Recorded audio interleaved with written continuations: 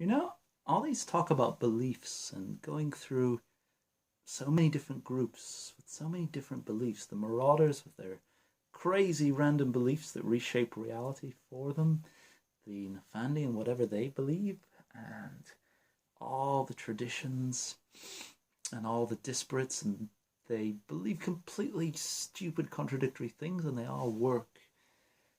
I'm starting to question my previous understanding of how enlightened science works, how magic works. See? Voluntarily using the name. I think that belief is the key. That, okay, I'll say mages. Mages are people who can change reality with their own beliefs. There's an underlying pattern. If you look at all the different groups, they do very different things in very different way, but they achieve very comparable results. And I'm starting to see the underlying pattern, and it is to do with to do with beliefs. It really seems that if you believe you can do something and you have that spark of genius, that avatar, that whatever, that faith, then you can do it in a way that you expect, but only in the ways that you expect. According to your belief, realities can change this way, and that is how they change. You can't make it change in other ways. Like, I've seen you try taking some of my tech, and it breaks in your fingers because you just don't believe that it can do what it should do. And I do, and I take it back, and it's fixed. It's the same when I try once to use your candles. But I was saying, so this explains paradox as well. Because what is paradox if not belief fighting against you, the consensus? This is where the battle is. This is why our leaders are so obsessed about the masses. Because you can do what you believe, but reality pushes against you. And if you can get everyone to believe what you believe, then you can do that without penalty. But if reality objects to you, like reality objects to the traditions now, they object to being able to plant a needle in a voodoo doll and someone falls dead. And so it whacks you back. You get to do that. You can do it. But reality will take a price. It'll hurt you. It'll burn you. It'll defend itself. Yes. So that is. And the difference, coincidental, magic, a term I've heard used, that works because it doesn't shock anybody's belief. Still a miracle. The laws of probability just sort of whoop, they go out in a flash, but it doesn't look like a miracle. Is that why vaccines work? Is that why medicine works? Because it just doesn't look like a miracle? It looks boring? Surely not. Anyway, I was saying that there was underlying structure. There do seem to be 9 spheres, as you sometimes call them, and they do seem to be able to do the same things whether it is a Verbrina witch mashing down blood and gore and tracing a circle to heal, or even a super laser that should not exist in this world, cutting out a tumor. They all seem to fall into these 9 spheres. So this is the meta pattern that I suggest we go for. Entropy. First sphere. There's a strong connection with mortality. The Euthanatos are really into that. So decay, destruction, but also with probability, because that is what entropy is. It is the most probable option. Decay is the most likely option. The second law of thermodynamics is statistical. It doesn't say that entropy will definitely increase as the order goes down. It just says that's overwhelmingly more likely. And if you can cause entropy to increase, you can also miraculously cause it to decrease. You can shunt probabilities around. That is the power of the sphere of entropy. Then forces. You raise storms, you imply power. That is what physics is all about. Forces, power, application, work, energy. This works with forces. What maybe science and physics has done is to codify the methods so that now anyone can use them and write down what they are. This is direct. This is a way of interacting with the world.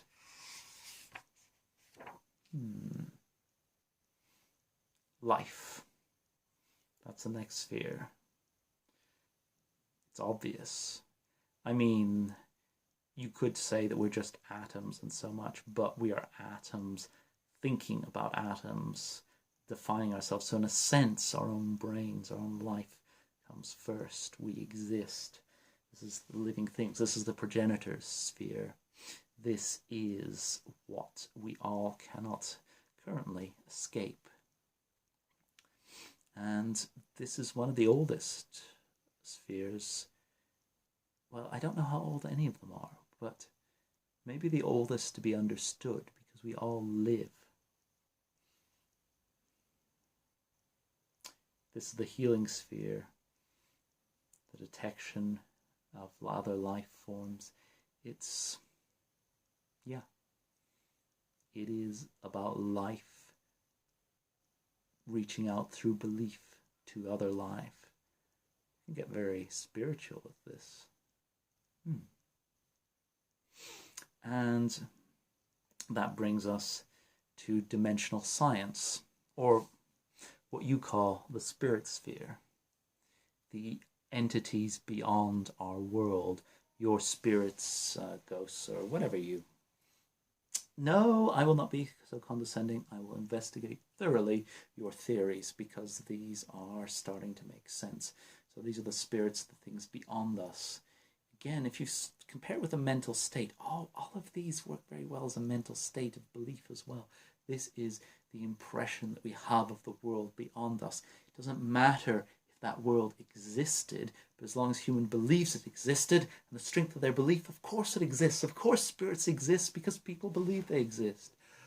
Yes, dimensional science. The beings from beyond the dimensions exist because we believe they are.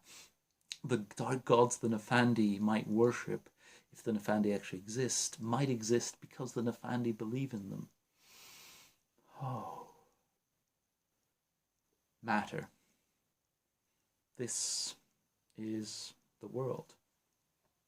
Sorry, that's life. Matter. Everything that is outside us that seems dead, that doesn't work on its own. What's the difference between this and this? Nothing. Same atoms. But from a practical point of view, this is something you have to treat, something that might move, that might shift, might do things, might plan. Whereas this is a tool, something you can play with, manipulate entirely in different ways. So yes, they're atoms, but the distinction comes from the belief of the Mage. The sphere of matter. That's why the sphere of matter can't be used to control life, because we don't believe it can. Are the spheres only separate because so many people believe they're separate? Could we fuse spheres or create new ones? Interesting. Mind. Yes, again, same thing.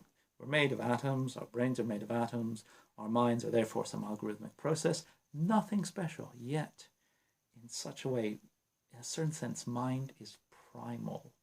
It is the only thing I think, therefore I am. It is the only thing we can be sure of.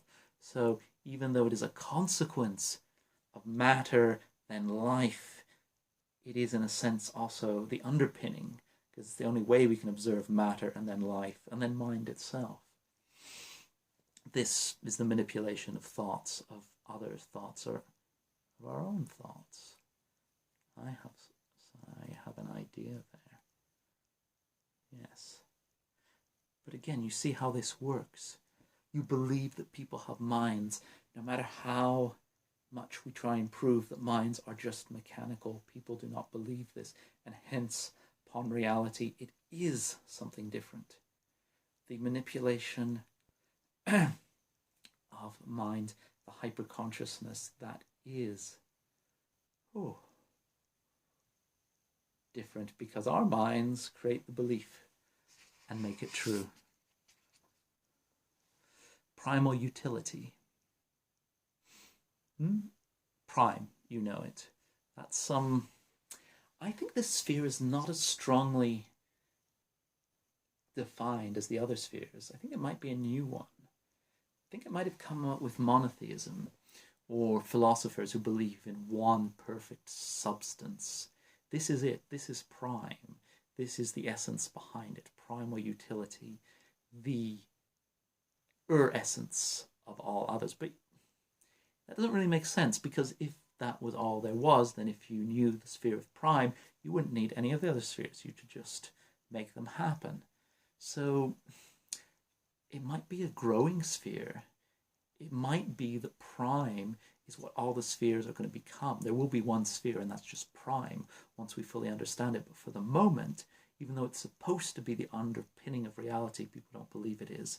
And so or they don't believe it is strongly. So it's kind of partially the underpinning of all of magic and enlightened science, and partially not.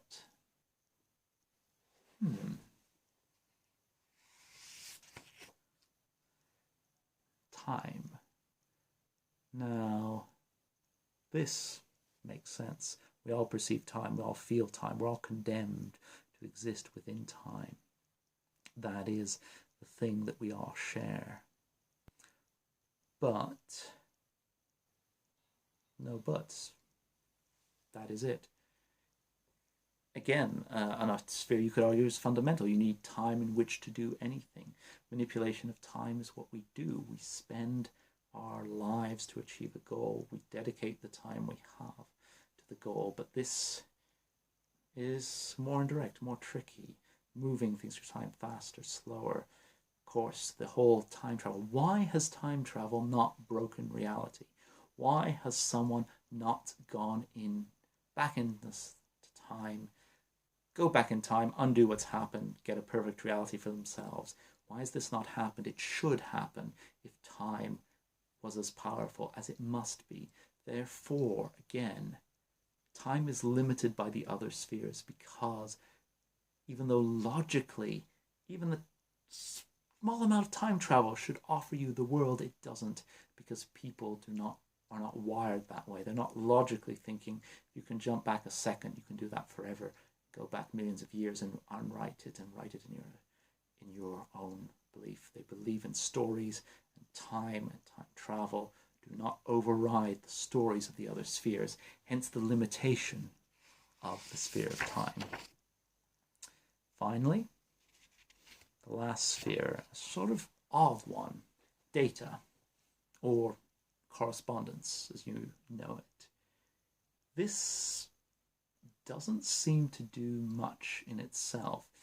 You could call it space, in a sense, after you've called the other correspondence to time. This is range. This is affecting things that you can't see, or beyond, or at a distance, or even things you don't know at the extreme level. It's surveillance. It's creating new places, new dimensions to live in. This is what correspondence is about. Again, this might be a growing sphere. This might be one we are going beyond. We're reaching for other spaces. That is what correspondence, what data. Again, you could imagine a world reduced to data, increased to data. What am I saying? Reduced. Data is everything. Correspondence is everything. The distance no longer matters. Spaces can be made and can be unmade. You can reduce, increase the world to that, and that would be wonderful. So, various theories for the moment. I think data and correspondence and prime are some of the newest spheres, but they might be the ultimate spheres. That or time. But this, and of course this theory might be wrong, it might be just these 9 spheres have been around forever. Has the sphere of time been around forever? Trick question. They might have been around forever and they might go on forever unchanging, but I think they're going to change. And there's at least the possibility of a 10th sphere. I think